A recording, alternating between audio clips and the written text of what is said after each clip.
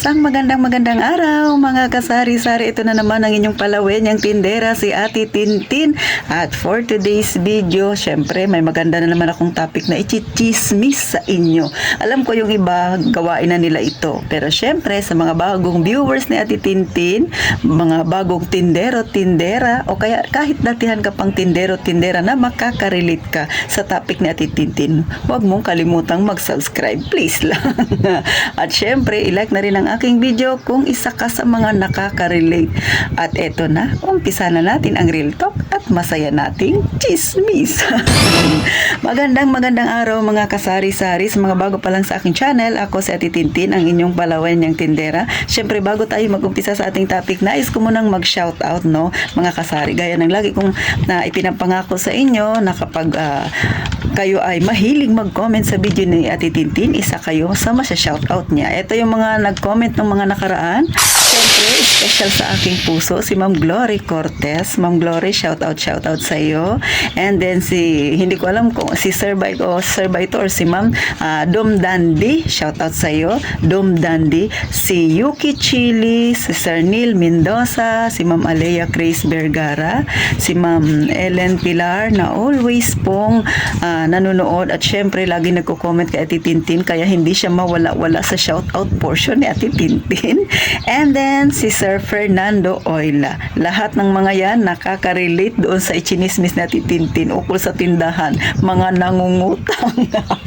Sana nga yung topic na ito ay makarelate din kayong mga kasari.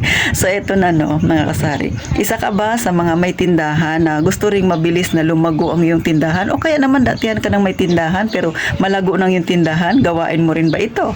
Mga kasari. Bakit nga ba, no, yung iba ilang buwan pa lang ay mabilis nilang napapalago ang kanilang tindahan?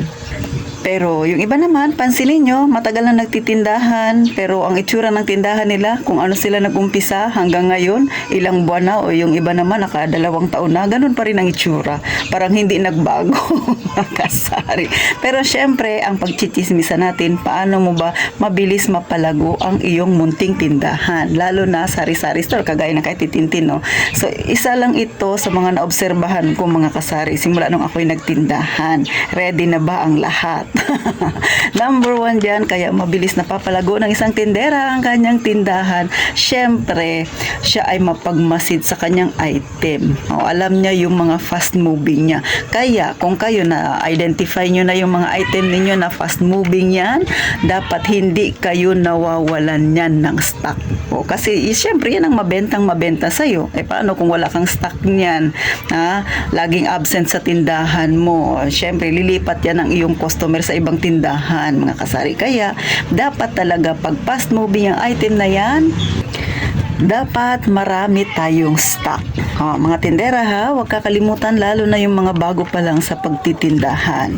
Next, number 2, dapat identify mo rin yung mga slow moving mo, yung usad pagong mong item, mga kasari. Baka kasi hindi mo masyado pinapansin yung mga item mo, hindi mo ma-identify kung saan yung fast moving at ang slow moving mo.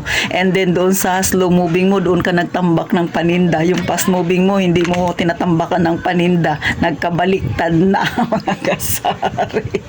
Kaya dapat yung dalawa na yan ma-identify mo, yung fast moving at yung slow moving. So sa fast moving, magtambak ka doon ng iyong produkto. Sa slow moving, dapat may kaunti ka ring stock pero wag mong dadamihan para ang pera mo ay hindi nakatenga.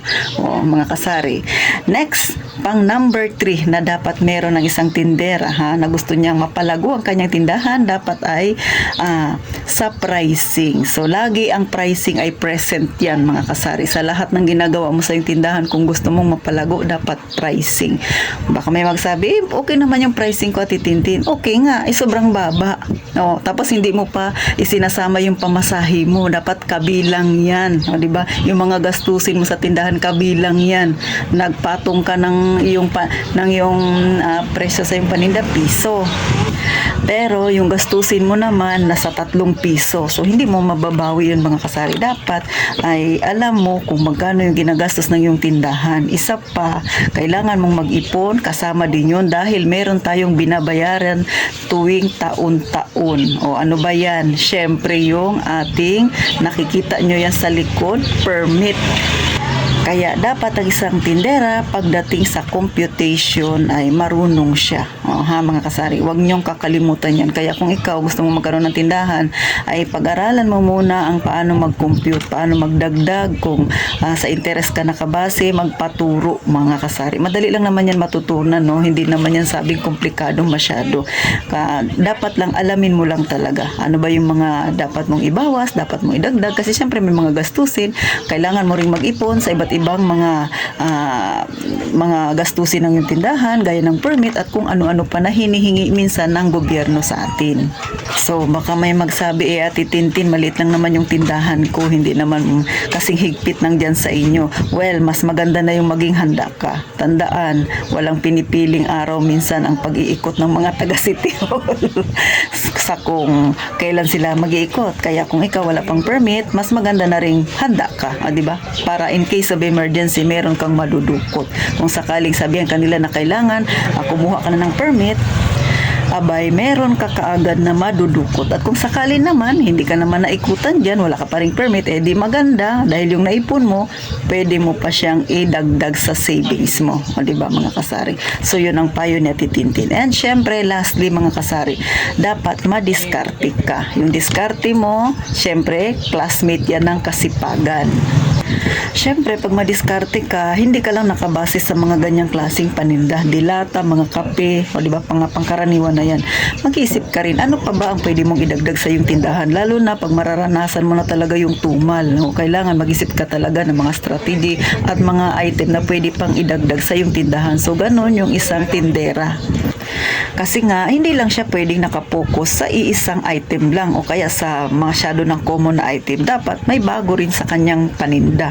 Tandaan, lahat ng mga paninda natin, no, dapat alam natin yung pricing. Higit sa lahat, mga kasari, alam mo rin kung paano magdagdag ng panibagong item at paano siya ibenta.